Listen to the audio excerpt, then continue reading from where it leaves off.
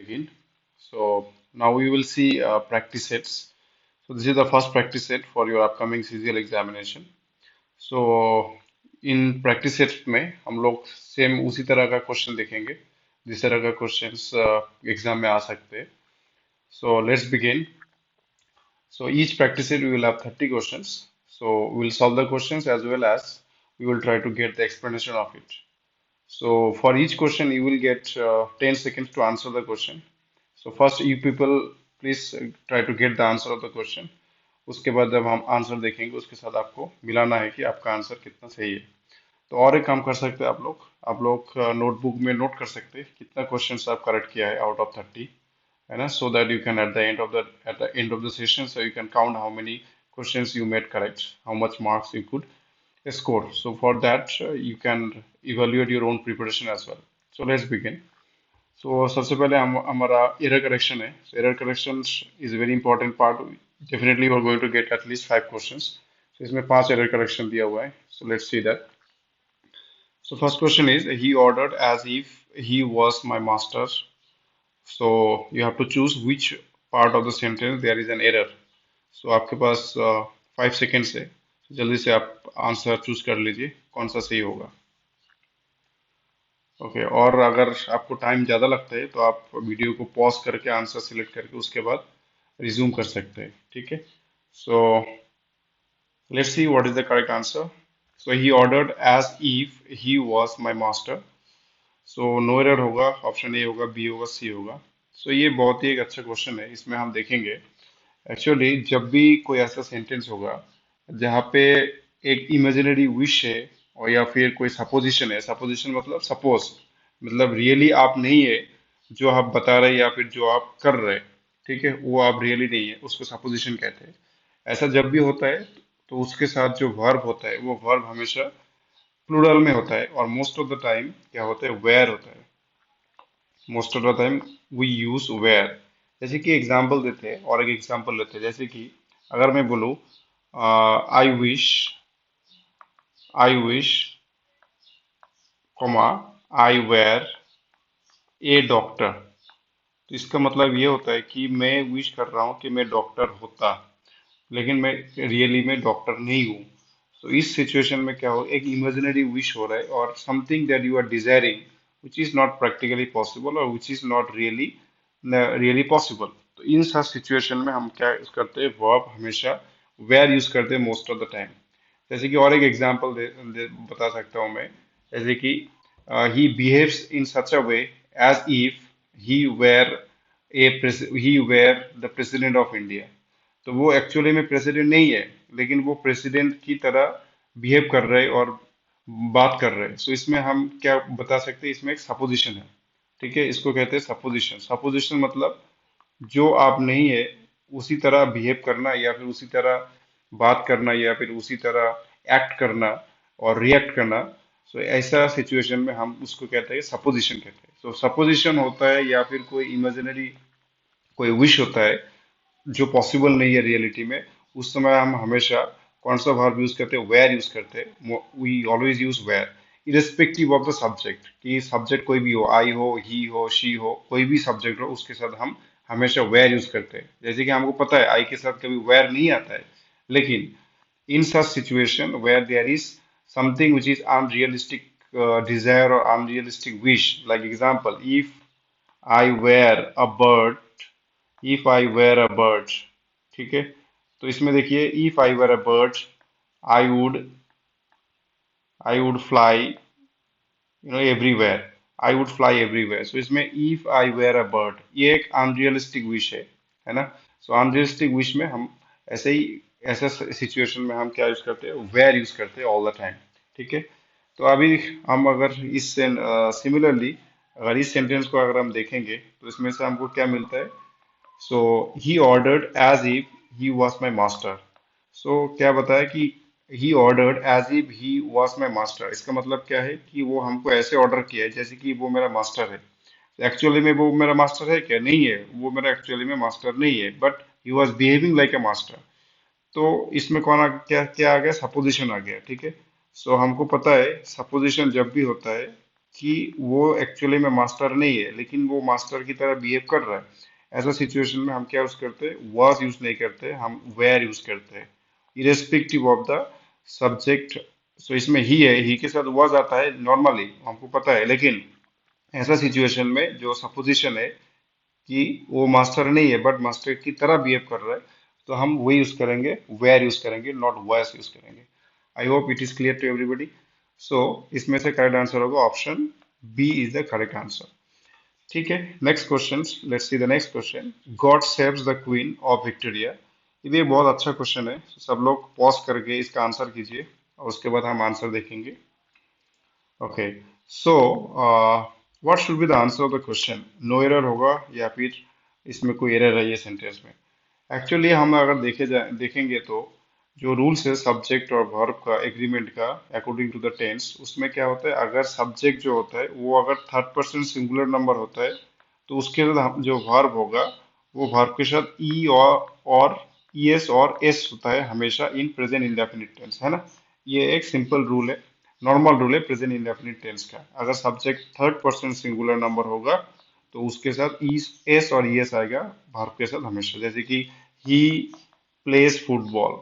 ठीक है, ही place football, इसमें क्या है, इसमें जो ही है ये थर्ड पर्सन सिंगुलर नंबर है, इसलिए प्ले जो मेन वर्ब है उसके साथ एस लगाया हुआ है, जैसे कि शी सिंग्स वेरी वेल। तो इस सब में हम एस और येस यूज करते हैं हमेशा जब भी कोई वर्ब जो जो सब्जेक्ट होता है वो थर्ड पर्सन सिंगुलर नंबर होता है। बट इसमें थोड़ा सा एक्सेप्शनल है, क्या एक्सेप्शनल है, जैसे कि हम देखते हैं इसमें गॉड जो है ये एक थर्ड पर्सन सिंगुलर नंबर है, वो हम सबको पता है। तो जो जनरल रूल्स है उसी हिसाब से गॉड के साथ सेव्स होना चाहिए, मतलब सेव एक मेन वर्ब है, मेन वर्ब के साथ यस और एस होना चाहिए। लेकिन ये एक एक्सेप्शन है। क्या एक्सेप्शन एक्सेप्शन है, हमको याद रखना है, जब भी जब भी हम क्या करेंगे, जब भी हम कोई भी ब्लेसिंग्स हो, हेल्प हो, नो और विशेस हो, ये सब में हम गॉड को तरह एक्सप्रेस करते हैं। ठीक है, जैसे कि ब्लेस हो गया, सेव हो गया, हेल्प हो गया, हाँ ये सब में हम जब भी हम एक्सप्रेस करते एंड एंड ब्लेसिंग्स के तरह यूज करते हैं भगवान के लिए, तो हम हमेशा उसमें क्या होता है, उसमें एस और यस हम नहीं लगाता है, उसमें हमेशा प्लूरल वाला वर्ब यूज करते हैं, जैसे कि इसमें गॉड के साथ सेव्स नहीं होगा, गॉड के साथ सेव होगा। और एक बार हम डिस्कस करते हैं, क्या बताया मैंने कि अगर वर्ब जो होता है, जैसे कि सेव है ना वर्ब यहाँ पे, जैसे कि वर्ब अगर ब्लेस होगा, सेव होगा, हेल्प होगा, लीव होगा, ठीक है, in order to express what good wishes, desire और blessings, अगर हम ये सब सेव हो गया, लीव हो गया, ब्लेसिंग हो गया, हेल्प हो गया, ये सब अगर हम इसी तरह कौन से तरह के यूज करते हैं, ये सब वर्ब को अगर हम एज अ ब्लेसिंग यूज करते हैं तो उसको हम क्या करते हैं, उसको एज अ वर्ब हमेशा प्लूरल की तरह यूज होता है, जैसे कि गॉड, जैसे कि यहाँ अगर मैं बोलूँ गॉड हेल्प्स यू, तो ये गलत होगा, क्योंकि जो हेल्प जो वर्ब है ये एज अ ब्लेसिंग यूज किया हुआ है ना गॉड गॉड के साथ। तो हम क्या यूज करेंगे इसमें, गॉड हेल्प यू होगा, हेल्प्स यू नहीं होगा। I hope it is clear to everybody. So just याद रखना है कि हेल्प हेल्प हो गया, लीव हो गया, ठीक है, उसके बाद ब्लेस हो गया, सेव हो गया, ये सब जब भी वर्ड हम एज अ ब्लेसिंग्स यूज करते हैं, जैसे कि most of the time God के साथ यूज करते हैं, तो हम क्या करेंगे उसमें हमेशा प्लूरल वर्ब यूज करेंगे, सिंगुलर नहीं यूज करेंगे, मतलब एस और एस वर्ब के साथ कभी नहीं आएगा, तो इसको याद रखना, ये एक्सेप्शन है। ठीक है, तो इसमें से करेक्ट आंसर कौन सा होगा, A, option A, there is A incorrect. Next question is, if it was so poetry would cease to matter, no error. तो ये भी बहुत एक इजी क्वेश्चन है, already we discuss such type of question. So everybody please pause your video and try to get the answer of the question and see whether you are correct or incorrect. So you have 5 seconds to answer the question. Okay. So I hope you all people have selected your answer. So let's see what is the answer of the question.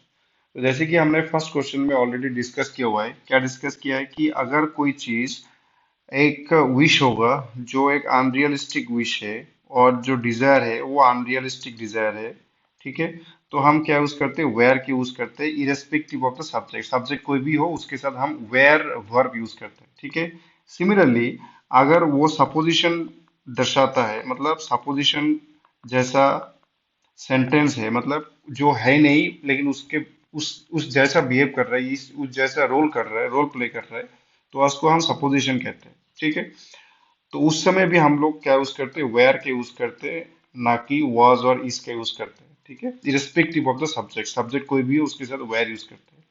तो अगर हम इसी sentence same similarly अगर ये sentence का अगर हम देखेंगे, if it was so poetry would cease to matter, तो इसमें क्या बोला है कि if it was so poetry, अगर ये पोएट्री होता, है ना, अगर ये पोएट्री होता, बट असली में ये पोएट्री है क्या, नहीं है। इसका मतलब ये बोल रहे हैं कि अगर ये पोएट्री होता would cease the matter, matter को सीज करता। ठीक है, लेकिन ये पोएट्री एक्चुअली नहीं है। सो इसमें क्या क्या बोल रहे हैं कि ये अगर पोएट्री होता बट ये पोएट्री एक्चुअली में नहीं है, तो ये सपोजिशन है। आई होप कि ऑल हैव अंडरस्टूड। सो ये एक सपोजिशन है ना, कि अगर ये पोएट्री होता लेकिन ये पोएट्री असली में नहीं है। So if it was so poetry would cease the matter, so इसमें क्या होगा, वाज नहीं होगा, क्या होगा, वेयर होगा। If it were so poetry would cease to matter, so अगर पोएट्री ये होता, ये मैटर को सीज करता, लेकिन ये असली में पोएट्री नहीं है। I hope you all have understood it. Okay, so next see the next question. Next question में क्या होता है देखते हैं. So the merit of these books are known to everyone. So please all of you select the correct answer where the error is in that particular sentence, or is there no error in that sentence. ठीक है. So please pause your video and try to get the answer of the question, and after that you see what is the correct answer. So let's see the correct answer of everybody. So what is the correct answer? The merit of these books are known to everyone. हमको पता है कि जो verb होता है are, और what ever the verb is, हम हमेशा यूज करते हैं अकॉर्डिंग टू द सब्जेक्ट। अगर सब्जेक्ट प्लूरल हो तो वर्ब भी प्लूरल होगा, अगर सब्जेक्ट सिंगुलर हो तो वर्ब भी सिंगुलर होगा, है कि नहीं। तो उसी हिसाब से अगर हम देखेंगे the merit of this books, इसमें से मेन वर्ब कौन सा है, इसमें से actually verb the merit the main verb है। ठीक है, the merit the main verb है। बुक्स, ये जो वर्ब है, ये द मेरिट जो फर्स्ट वाला सब्जेक्ट है, उसी हिसाब से ये वर्ब आना चाहिए, ना कि जो बुक्स ये जो है नाउन इसके साथ आना चाहिए। तो द मेरिट ये सिंगुलर है, नॉट द मेरिट्स तो नहीं लिखा हुआ है, सिंगुलर है। तो इसमें से क्या होगा, यहाँ पे आर नहीं होगा, ईस होगा। ठीक है, I hope you all have understood it. So इसमें से आर नहीं होगा, ईज होगा, क्योंकि इसमें द मेरिड इसके, ये जो सब्जेक्ट है इसके हिसाब से वर्ब आएगा इज, नॉट आर, क्योंकि द मेरिट्स ये सिंगुलर है, उसी वजह से वर्ब भी सिंगुलर होगा। ऑप्शन ऑप्शन सी यहाँ पे करेक्ट आंसर होगा। ठीक है, next question. He is one of the great men that have ever lived. Okay, this is a very good question. All of you, please select your answer. Okay, let's see the answer of the question. हमेशा याद रखना, जब भी कोई sentence में one of का use होता है, ठीक है, वन ऑफ का यूज होता है, उसके बाद जो सब्जेक्ट आता है वो हमेशा प्लूरल में होगा। ठीक है, जो सब्जेक्ट आता है वो हमेशा प्लूरल में होगा। एंड एंड और उसके बाद जो वर्ब होगा वो हमेशा उसके बाद जो वर्ब होगा वो हमेशा सिंगुलर में होगा। ठीक है, और वर्ब होगा वो हमेशा सिंगुलर में होगा। ठीक है, वो हमेशा सिंगुलर में होगा। जैसे कि अगर ये सेंटेंस में अगर हम देखेंगे, तो ये सेंटेंस में अगर हम देखेंगे तो इसमें से क्या है कि he is one of the दिया हुआ है, और उसके बाद जो वर्ब है मैन, ये सिंगुलर में, ये प्लूरल में है। ये मैन सिंगुलर होता है, मैन का प्लूरल क्या होता है, मैन का प्लूरल मेन होता है। ठीक है, तो हमको पता है वन ऑफ जब भी हम यूज करते हैं उसके साथ जो वर्ब, उसके साथ जो नाउन होगा वो हमेशा कौन सा नाउन होगा, प्लूरल नाउन होगा। ठीक है, वो हमेशा प्लूरल नाउन होगा। सिमिलरली, अगर जैसे कि one more example we can take it, that we can take it like one of my, अगर मैं बोलूंगा one of my friends, ठीक है, one of my friends होगा, friend नहीं होगा। ठीक है, one of my friends, उसके बाद क्या होगा, is। ओके, सो ये हमेशा याद रखना है, जब भी वन ऑफ होगा, वन ऑफ के साथ जो नाउन होगा वो हमेशा प्लूरल में होगा, और उसके साथ बाद जो वर्ब होगा वो हमेशा सिंगुलर होगा। So it means plural noun singular verb with one of. So if any sentence begins with one of, we always use plural noun plus singular verb. So हमेशा याद रखना है। So इसमें से कौन सा होगा, he is one of the great men, MEN होगा। ठीक है, MEN होगा, इसमें man नहीं होगा। I hope it is clear to everybody. Okay, next go to the next sentence. इसमें से और एक एरर है, इसमें एक्चुअली हैव नहीं होगा, इसमें हैज भी होगा, ठीक है। इसमें हैज भी होगा, ये क्वेश्चन ही गलत है, जो भी है ये हैज होगा, क्योंकि he is one of the great man that has ever lived. इसमें हैव नहीं होगा, हैज होगा, ठीक है। नेक्स्ट क्वेश्चन देखते हैं। Next question fill in the blanks दिया हुआ है, so let's see what are the answers of this questions. So first question is Mrs Verma expressed her dash for my political understanding. So आप लोग आपका answer select कर लीजिए। So let's see what is the answer. So I hope you all people have selected your answer. So let's see what is the answer of the question. So Mrs. Verma expressed a dash for my political understanding. क्या होगा? Strength, compassion, admiration, local, location. So definitely अगर हम इसमें elimination method use करते हैं तो location तो होगा नहीं कभी, ठीक है ना। Location option D is correct. Mrs Verma express है strength for my political understanding, strength ये भी नहीं होगा, ये तो अलग हो गया, ठीक है। Compassion, Mrs Verma express compassion for my political understanding, जो अंडरस्टैंडिंग है उसके साथ कॉम्पेशन कैसे होगा, ठीक है। सो क्या होगा? एडमिरेशन होगा कि Mrs Verma express admiration for my political understanding, मेरा पॉलिटिकल अंडरस्टैंडिंग के लिए वो अपना एडमिरेशन एक्सप्रेस किया है। So option C is the correct answer. Next is the commander abused his dash to the king. तो ये बहुत ही इजी क्वेश्चन है। एब्ज्यूड मतलब शो करना, ठीक है। एब्ज्यूड मतलब शो और पोर्ट्रे करना। तो उसके साथ क्या होगा? The commander abused his dash to the king. Sequence ये तो नहीं होगा ही नहीं ऑप्शन। रेगुलेशन ये भी होगा नहीं। रिलायंस मतलब मिला है मतलब शादी, ये भी होगा नहीं। Allegiance, allegiance is the correct answer. Allegiance मतलब क्या होता है? जब हम किसी के लिए बहुत ज्यादा ट्रस्टफुल रहता है और ट्रस्ट वर्दी रहता है ना, उसको हम क्या बोलते हैं? एलिजियंस कहते हैं। So option C is the correct answer. Next question. She used to teach dance in a school.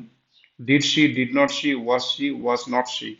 So already we discussed in the previous year questions regarding question tag, है ना।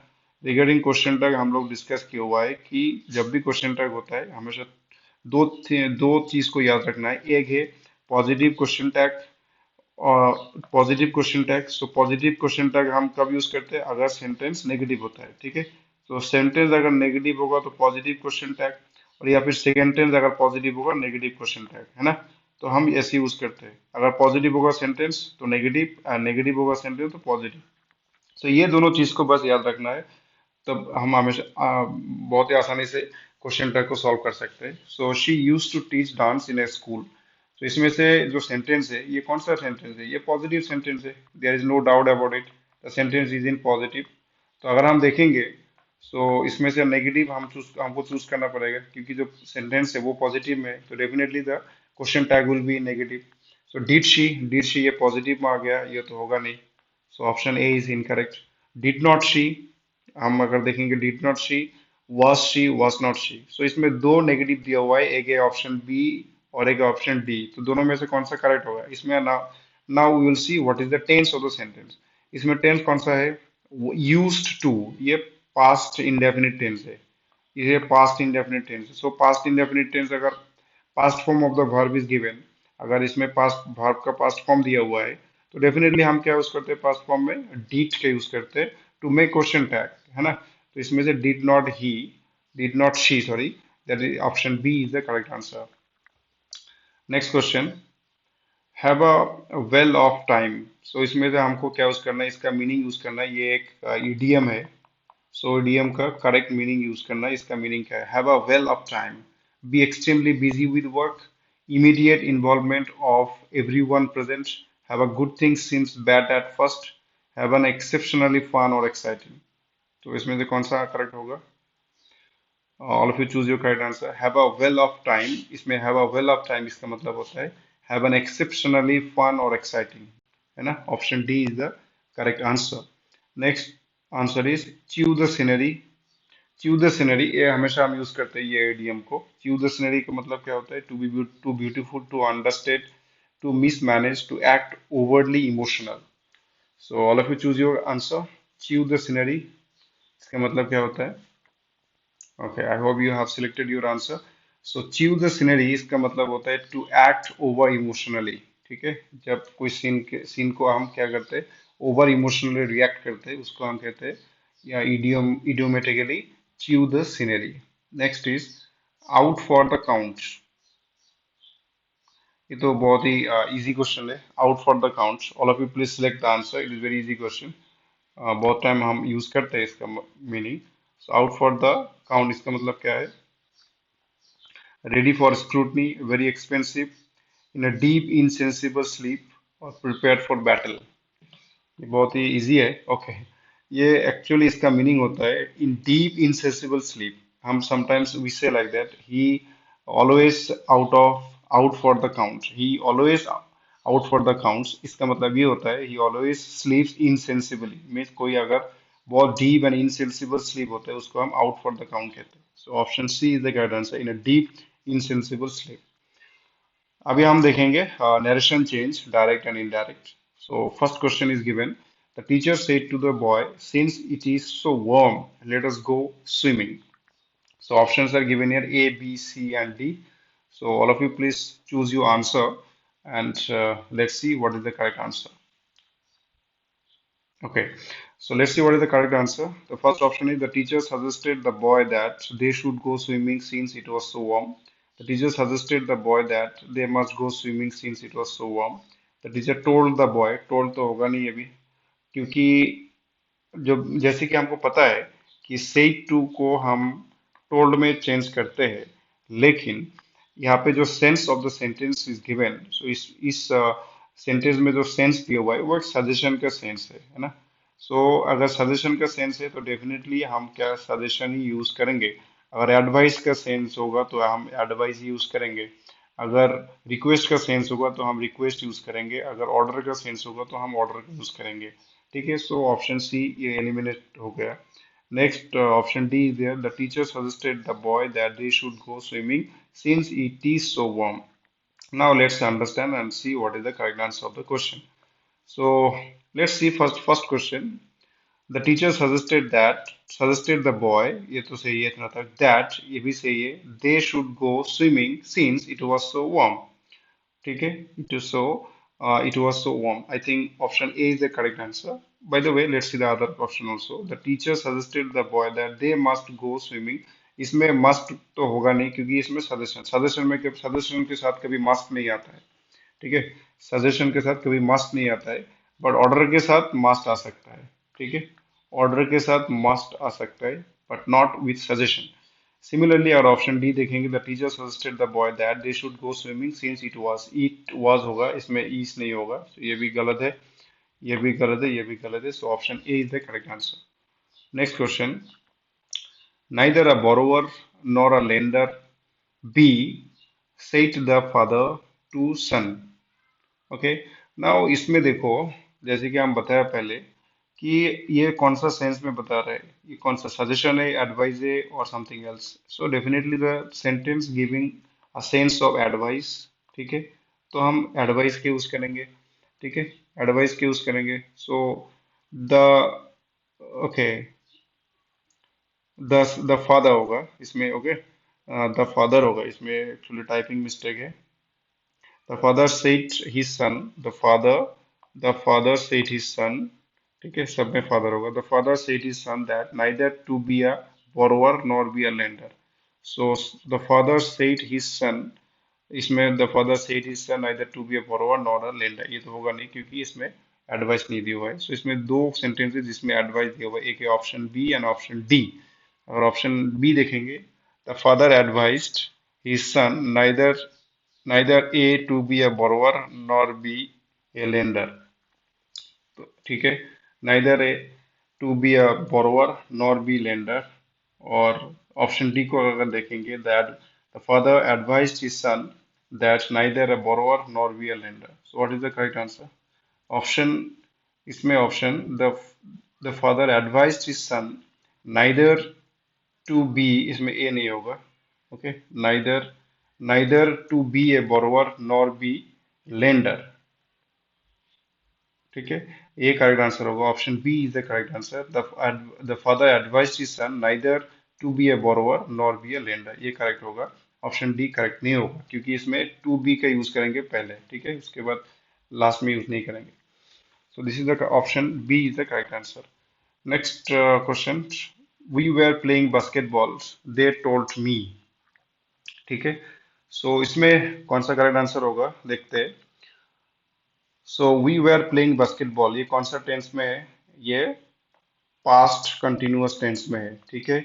और हमको पता है, अगर पास्ट कंटिन्यूअस टेंस में अगर the reported speech जो होता है, जो जो part of the sentence inverted comma में होता है, उसको हम रिपोर्टेड स्पीच कहते हैं। सो अगर reported speech past continuous tense होता है, तो उसको अगर हम जब इनडायरेक्ट स्पीच में चेंज करेंगे, तो हम कौन सा टेंस को चेंज करेंगे? तो ये पास्ट परफेक्ट कंटिन्यूअस टेंस हो जाएगा। बहुत ही इंपॉर्टेंट है, you all should remember it और note down it. Past perfect continuous होगा, ठीक है।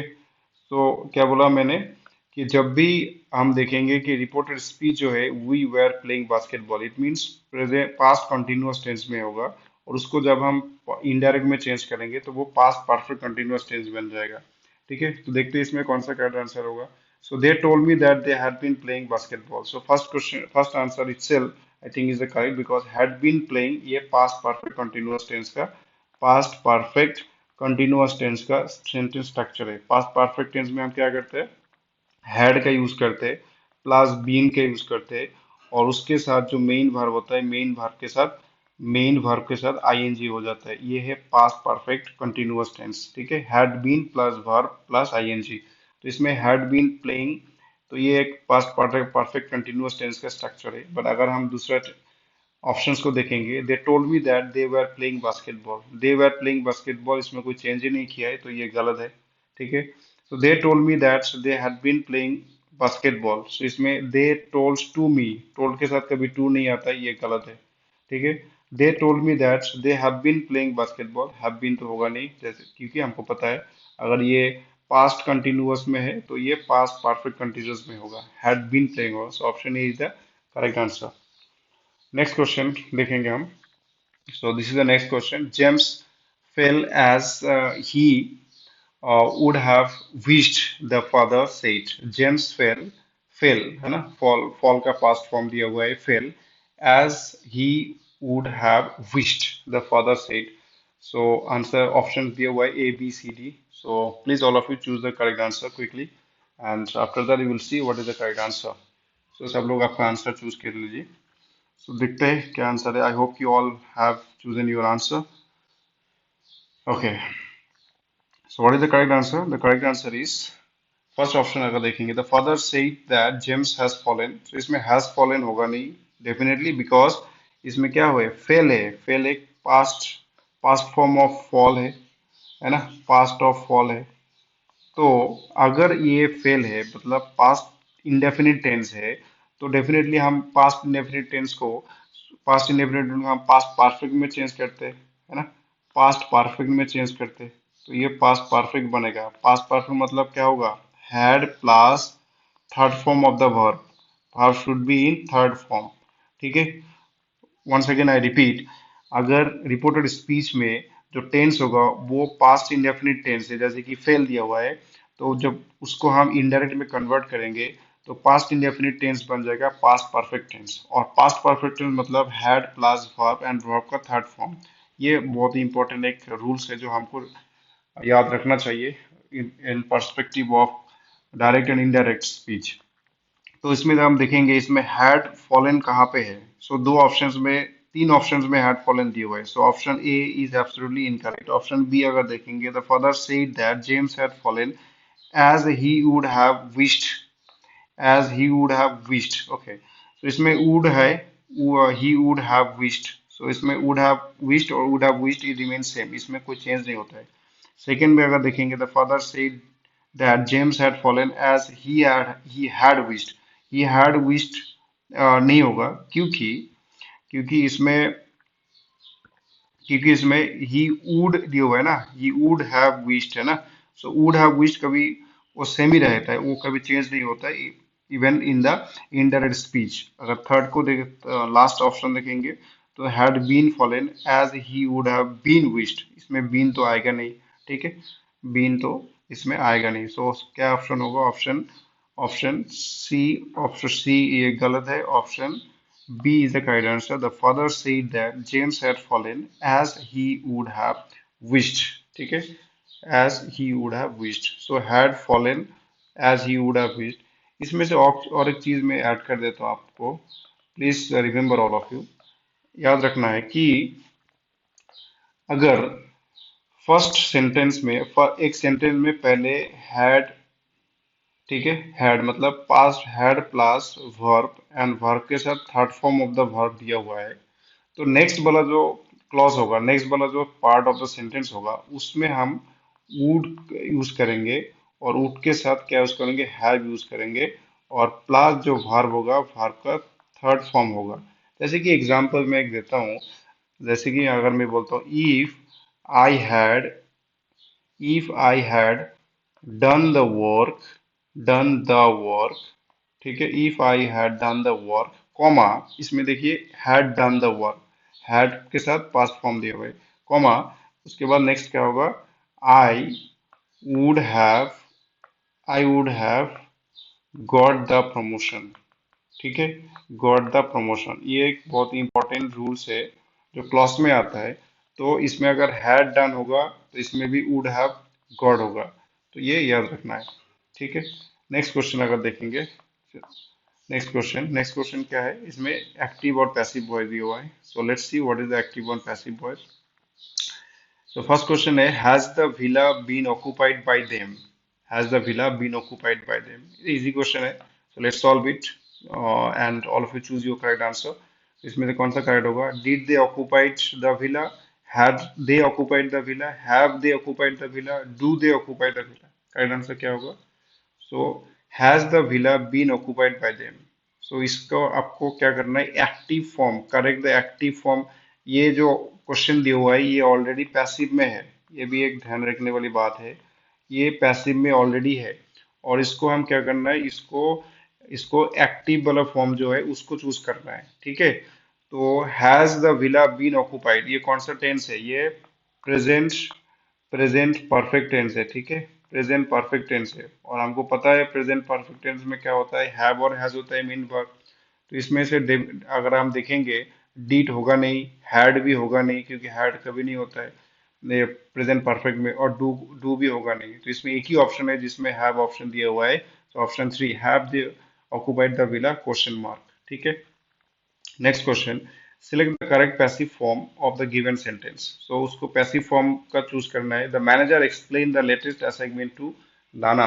सो बहुत ही इजी क्वेश्चन है, so all of you choose your correct answer. Okay, so let's see what is the correct answer. तो इसमें से ऑब्जेक्ट कौन सा है, द लेटेस्ट असाइनमेंट, ये ऑब्जेक्ट है, इसको द लेटेस्ट असाइनमेंट ये ऑब्जेक्ट है, तो इसको हमको सब्जेक्ट बनाना है, तो ये ऑलरेडी है। उसके बाद अगर हम देखेंगे, एक्सप्लेन्ड दिया हुआ है, ये कौन सा टेंस में है, ये पास्ट इंडेफिनिट टेंस में है। सो हमको पता है अगर एक्टिव वॉइस अगर वो पास्ट इंडेफिनिट टेंस में होता है तो हम कौन सा वर्ब का यूज करते हैं, उसमें was और वेयर का यूज करते हैं, ठीक है, was और वेयर का यूज करते हैं, तो इसमें was और वेयर, तो देखते हैं इसमें was वेयर कहाँ है, option A is the correct answer, the latest assignment was explained to Lina by the manager, option A is the correct answer. Next question, Robin rolled the marble through a small plastic pipe. Robin rolled the marble through a small plastic pipe. So all of you choose your correct answer. What is the correct answer according to you? After that, you will see the correct answer. Okay. Okay. I hope you all have chosen the correct answer. So let's see the answer. इसमें से कौन सा answer correct होगा? So Robin rolled the marble through a small plastic pipe. Rolled. So ये कौन सा tense है? Past indefinite tense है. Again तो सेम है. Past indefinite tense में होगा तो हम कौन सा यूज करते हैं, ऑक्सिलरी वर्ब was और were यूज करते हैं जब हम उसको पैसिव में चेंज करते हैं। तो अभी हम देखेंगे इसमें was were कहाँ है, ये दो ही ऑप्शन है जहाँ पे was were दिया हुआ है। ओके, सो इसमें द मार्बल ये ऑब्जेक्ट है, ठीक है, द मार्बल ये ऑब्जेक्ट है, तो let's see that the marble was rolled bye robin in a small plastic pipe, ये सही होगा, a small plastic pipe was rolled through a marble, ये तो होगा नहीं, है ना, robin rolled the marble through a small plastic pipe, so the marble को हम पहले लाएंगे, ठीक है, the marble was rolled by Robin in a small plastic pipe, or the marble was rolled through a small plastic pipe by Robin, कौन सा होगा, option three is the correct answer, the marble was rolled through a small plastic pipe by Robin, option 3 is the correct answer. Shalu has ordered new copies of the album, और अभी choose the correct answer, बहुत easy question है, तो okay, I hope you have chosen the correct answer. So you people can pause the video and choose the correct answer. So let's see what is the correct answer. Has दिया हुआ है, इसका मतलब ये present perfect tense है ना। Present perfect में हमको यूज करना है क्या, हैज और हैव, और उसके साथ हम क्या यूज करते हैं, पैसिव में बीन यूज करते हैं, ठीक है, बीन यूज करते हैं। So let's see that. So new copies of the album have been ordered, have been ये नहीं होगा, ये गलत है। New copies of the album has been ordered by Shelu, okay. और new copies of the album has been ordered by Shalu. New copies of the album has been ordered by Shalu. Order by Shalu, order तो नहीं होगा, definitely ordered होगा। तो देखते हैं next वाला, new copies of the album have been ordered by Shalu. तो इसमें ऑप्शन 2 और 4 में से कंफ्यूजन है, कौन सा सही होगा, क्योंकि let's see the answer. New copies, इसमें कॉपीज दिया हुआ है, ये प्लूरल है ना, ये प्लूरल है। So the subject is plural here, so if the subject is plural definitely the verb also should be plural. तो प्लूरल अगर होता है तो इसमें हैज और हैव में से कौन सा हम प्लूरल में यूज करते हैं, हैव को हम प्लूरल में यूज करते हैं, तो हैव बीन ये करेक्ट होगा, option 4 is the correct answer. Next question, next question, select the correct passive form of the given sentence. He has downloaded the movie on his phone, ये बहुत easy है, he has दिया हुआ है, तो ये कौन सा टेंस है, ये प्रेजेंट परफेक्ट टेंस है, डेफिनेटली हैज बीन होगा। So the movie has been downloaded by him on his phone. The movie has been downloaded. The movie has been downloaded by him on his phone. This is the correct answer. Next, we have to choose the correct modal verb in order to fill the blank which is given here. As you saw, dash you reap. ये बहुत ही easy एक proverb actually. As you saw, so shall you reap. Okay. Shall you reap होगा, shall होगा यहाँ पे। Next question, dash that I were rich. तो जैसे कि हम मैंने बताया कि मैं रिच नहीं हूँ, मैं गरीब ही हूँ, but I I am wishing for to be a rich. तो इसमें वेयर दिया हुआ है, देखिए आई वेयर है जो पहले हम डिस्कस किया है, आई वेयर। जब कोई एक इमेजिनेबल विश होता है और अन इम्पॉसिबल विश होता है तो हम वेयर यूज करते हैं, ठीक है। तो उसके साथ हमेशा वुड आता है, ये भी एक याद रखना है। would that I were rich, would होगा। books are often compared, चलो हम देखते हैं, compared with होगा, ये compared at होगा, compared to होगा, compared by होगा। तो let's see that। तो इसमें याद रखना है compared with और compared at, compared to, तो कौन सा सही होगा ये, ओके लेट्स सी दैट। तो याद रखना है जब भी हम compared यूज करते हैं, इसके साथ compared with भी आता है और कंपेयर टू भी आता है, ठीक है। इसके साथ कंपेयर विद भी आता है और कंपेयर टू भी आता है। तो इसमें इसमें से करेक्ट आंसर होगा कंपेयर टू, क्योंकि क्योंकि कंपेयर टू हम तभी यूज करते हैं for something which is unlike. जैसे कि मैं बताऊं, ये जो बुक्स है, बुक्स के साथ ग्रेनरी, ये दोनों डिफरेंट डिफरेंट चीज है ना। जब हम दोनों डिफरेंट चीज को हम यूज कंपेयर करते हैं, है ना, तब हम कंपेयर टू यूज करते हैं। वंस अगेन आई रिपीट, जब हम टू डिफरेंट थिंग्स को हम कंपेयर करते हैं विद ईच अदर, तब हम कंपेयर टू यूज करते हैं। और अगर एक ही तरह चीज को हम कंपेयर करते हैं तब हम कंपेयर विद कहते हैं। जैसे कि अगर मैं बोलूं that that he is compared with the teacher, so ये टीचर और जो इंसान है, सो दोनों इंसान ही है, इसमें से ज्यादा डिफरेंस नहीं है, तो दोनों अलग अलग नहीं है। तो हम इसी चीज में ऐसा टाइप में हम क्या करते हैं, जनरली कंपेयर्ड विद यूज करते हैं। सो कंपेयर्ड विद हम तब यूज करते हैं अगर दोनों चीज अगर सिमिलरिटीज है, थोड़ा सा सिमिलरिटीज है, और अगर कोई भी सिमिलरिटी नहीं है, कंप्लीटली कंट्राडिक्टरी है, ऑपोजिट है और डिफरेंट है, तब हम क्या यूज करते हैं, कंपेयर टू यूज करते हैं। तो इसमें कंपेयर टू होगा, क्योंकि क्योंकि जो बुक्स है और ग्रेनरी है, ये कंप्लीटली टू डिफरेंट थिंग्स है, तो इसलिए हम कंपेयर टू यूज करेंगे यहाँ पे। Next question, divide 12 mangoes dash 3 boys, choose your answer please. I hope you have chosen the answer, it is very easy. तो हम बिटवीन और एमंग के यूज को देखेंगे। बिटवीन हम कब यूज करते हैं, बिटवीन हम यूज करते हैं जब हम दो चीजों के बारे में और दो इंसान के बारे में बात करते हैं, या फिर दो टू थिंग्स के बारे में बात करते हैं तब हम बिटवीन के यूज करते हैं। और जब भी दो से ज्यादा होता है तब हम क्या यूज करते हैं, अमंग के यूज करते हैं। ठीक है, और इसमें और एक आता है एमिड, AMID, एमिड आता है। एमिड मतलब समथिंग विच इज अनकाउंटेबल, है ना, अनकाउंटेबल यूज करते हैं, उसमें हम एमिड यूज करते हैं।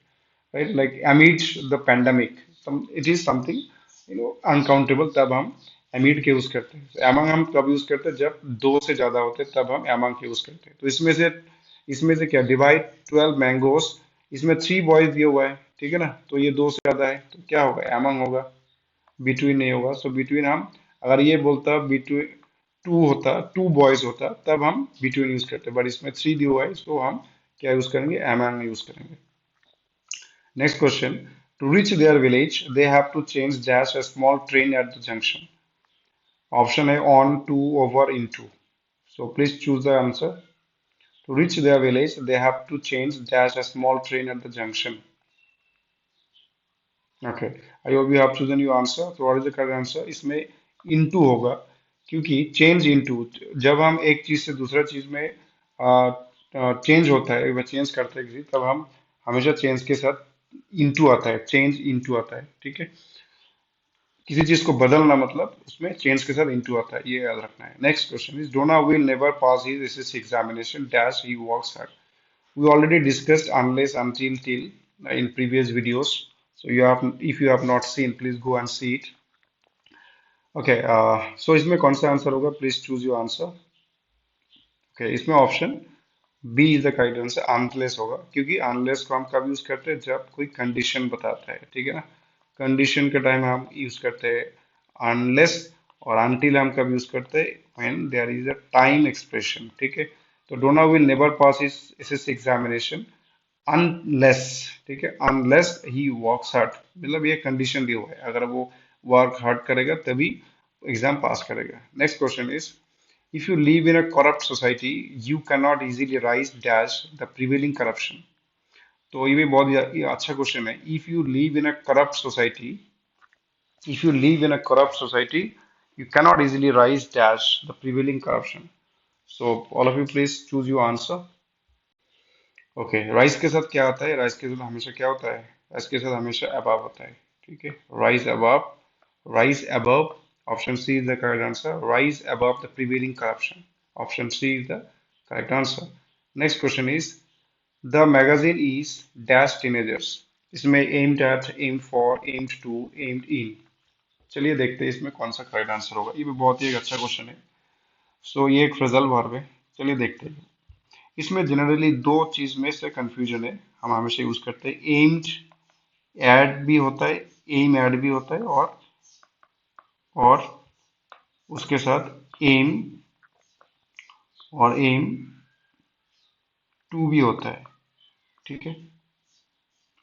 एम्ड एड भी होता है और एम्ड टू भी होता है, सॉरी एम फॉर होता है, नॉट टू होता है, एम फॉर होता है, ठीक है, एम्ड फॉर होता है। तो चलिए देखते हैं इसमें क्या कौन सा करेक्ट आंसर होगा, एम्ड एड होगा या फिर एम्ड फॉर होगा। तो एम्ड एट हम कब यूज करते हैं, एम्ड एट जब हम यूज करते हैं, उसके बाद में क्या आना चाहिए, एक सब्जेक्ट आना चाहिए, ठीक है, एक क्या आना चाहिए, सब्जेक्ट आना चाहिए। सॉरी, सब्जेक्ट हम वर्ड यूज नहीं करेंगे, नाउन आना चाहिए, डायरेक्टली हम बोलेंगे एक नाउन आना चाहिए, ठीक है। एम्ड एट के बाद नाउन आना चाहिए, इसका मतलब नाउन से पहले एम्ड एट का हम यूज करते हैं, ठीक है। और एम फॉर कब यूज करते हैं हम लोग, एम फॉर कब यूज करते हैं, एम फॉर तभी यूज करते हैं जब एक वर्ब होता है, वर्ब के सामने हमको एम फॉर का यूज करना चाहिए हमेशा। सो एम फॉर कब यूज करते हैं, वर्ब के सामने, और एम डेट कब यूज करते हैं, नाउन के सामने। जैसे कि एग्जाम्पल में बोलूंगा,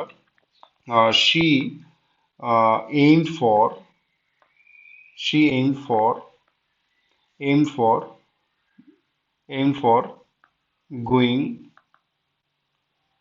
टू द इंस्टीट्यूशन, है ना, गोइंग टू द इंस्टीट्यूशन।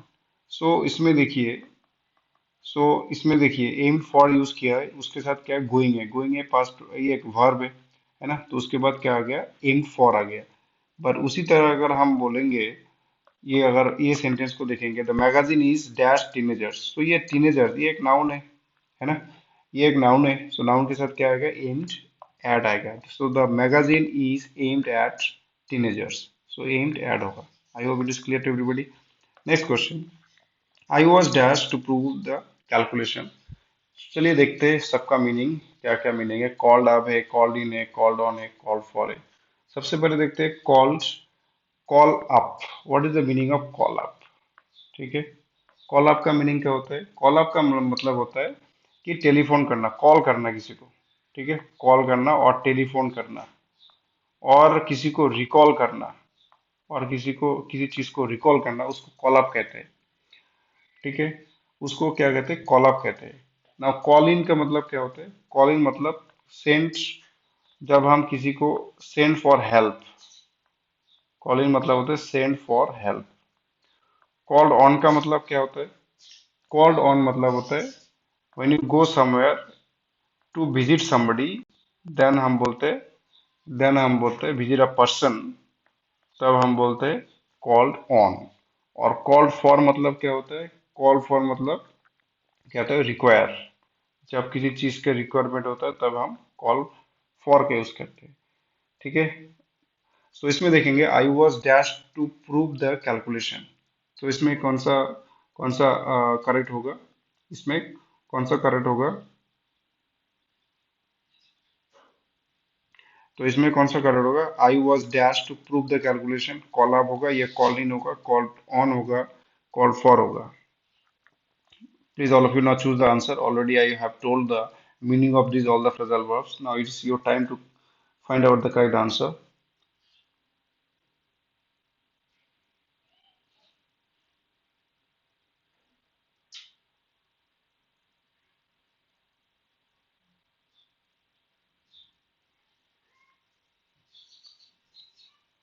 तो इसमें से करेक्ट आंसर कौन सा होगा? इसमें से करेक्ट आंसर कौन सा होगा? तो अगर हम कॉल्ड अप बोलेंगे, कॉल्ड अप का मतलब क्या होता है कि किसी को कॉल करना। ठीक है, टेलीफोन करना। तो इसमें से किसी को क्या होगा, टेलीफोन करना, तो ये कॉल्ड अप होगा। I was called up to prove the calculation. ठीक है, आई वॉज कॉल्ड अप, कि मुझे कॉल किया गया है कैलकुलेशन को प्रूव करने के लिए। ठीक है, तो इसमें ऑप्शन ए होगा। कॉल्ड इन का मतलब, अगेन कॉल्ड इन मतलब किसी को भेजना। जैसे कि अगर मैं एग्जांपल बोलूँ, the police where called in without delay by the residents, तो हेल्प के लिए किसी को भेजना। कॉल्ड ऑन मतलब गो एंड विजिट होता है। जैसे कि अगर मैं बोलूँ कि it is a tradition of my culture to call on to call on the elders, तो किसी को जाना और विजिट करना, है ना। कॉल फॉर का मतलब होता है, जैसे कि मैंने बताया, कॉल फॉर का मतलब क्या होता है कि रिक्वायरमेंट। जैसे कि अगर मैं बोलूँ, for the unity of the country, discipline among the people is called for. ठीक है, इससे requirement, unity of the country, to for the unity of the country, discipline among the people is called for. तो ये call for मतलब necessary और requirement होता है, तो इसमें कॉल्ड अप होगा correct answer. Next, next answer देखते हैं। Next question, how have you dash such a precious book. ये भी बहुत अच्छा क्वेश्चन है। तो सबसे पहले देखते हैं इसका मीनिंग्स, एक एक फ्रेजल वर्ब का मीनिंग देखते हैं। तो क्या दिया हुआ है? सबसे पहले काम बाय। ठीक है, काम बाय एक फ्रेजल वर्ब है। काम बाय का मतलब क्या होता है? गेट, किसी चीज को पाना। ठीक है, उसके बाद क्या है? काम ऑफ। काम ऑफ का मतलब क्या है? काम ऑफ का मतलब है बिलोंग टू। ठीक है, please note down all of you. Come off का मतलब होता है बिलोंग टू। उसके बाद क्या है? Come across. कम अक्रॉस का मतलब होता है accidentally, when you meet somebody, उसको कहते हैं come across, accidentally when you meet somebody। Okay, और you can say that meet और discover by chance, by chance, when you discover something by chance, उसको हम कम अक्रॉस कहते हैं। और कम अबाउट कभी नहीं होता है। ओके, कम अबाउट होता है। कम आउट का मतलब होता है generally, it is very rarely use generally. Come out का मतलब होता है हैपन। ओके, कम आउट का मतलब है happen, when something happen we call it come about. Now इसमें से कौन सा करेक्ट होगा, अभी आप चूज कीजिए। How have you dash such a precious book. So how have you क्या होगा? कम बाय होगा, है ना। How have you come by such a precious book, come by कि कैसे इतना अच्छा एक बुक मिल गया है। कम ऑफ मतलब होता है बिलोंग टू, ये होगा नहीं। कम अक्रॉस मतलब है मीट बाय चांस, तो कम अक्रॉस का एक सेंटेंस देख लेते हैं। जैसे कि अगर मैं बोलूँ I came across my old friend in the market yesterday। I came across means I met by chance one of my old friends in the market। so come across मतलब meet और by chance when you meet with somebody। come off मतलब belong to। come by मतलब get। ठीक है। और इसमें से और एक आता है, मैं बता देता हूँ। काम के साथ काम ऑफ होता है, ठीक है। CACOMOFF, ये काम ऑफ भी होता है। काम ऑफ का मतलब कहता है गेट सेपरेटेड। इसको जब हम कहते हैं गेट सेपरेटेड, उसको काम ऑफ कहते हैं। ठीक है। जैसे कि एग्जांपल ले लेते हैं। I was surprise to see that the plaster had come off the wall. Come off मतलब सेपरेट हो जाना, ठीक है, उसको कम ऑफ कहते हैं, OFF। तो please do remember. Now last question for this video is, let's see, petrol supplies have now been dash, cut off, cut down, cut out for। so let's see what is the correct answer, all of you choose it। okay, so cut off मतलब क्या होता है? तो what is the meaning of cut off? Cut off का मतलब क्या होता है हमको पता है। कट ऑफ मतलब क्या है? कट ऑफ मतलब डिसकंटिन्यू, है ना। कट ऑफ मतलब डिसकंटिन्यू और रिमूव समथिंग, और रिमूव, डिसकंटिन्यू और रिमूव। और कट डाउन मतलब क्या होता है? कट डाउन मतलब कर्टेल। कट डाउन मतलब कर्टेल और रिड्यूस, हमको पता है, like cut down your meal. Cut down मतलब रिड्यूस होता है, ठीक है। और कट आउट मतलब क्या होता है? कट आउट मतलब take a piece from a whole. ठीक है। कट आउट मतलब take a piece from a whole. Like example of cut out क्या, सपोज कि he cut out a piece of the cake. ठीक है। कट आउट मतलब जब किसी होल बड़ा चीज से जब हम कोई पीस को हम ले लेते हैं, उसको कट आउट कहते हैं। और कट आउट फॉर का मतलब होता है suitable. Like he is cut out for an administrative career, like he is cut out for teaching profession.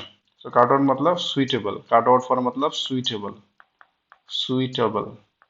so cut out for is very important because it is something different from other uh, phrasal verbs of cut।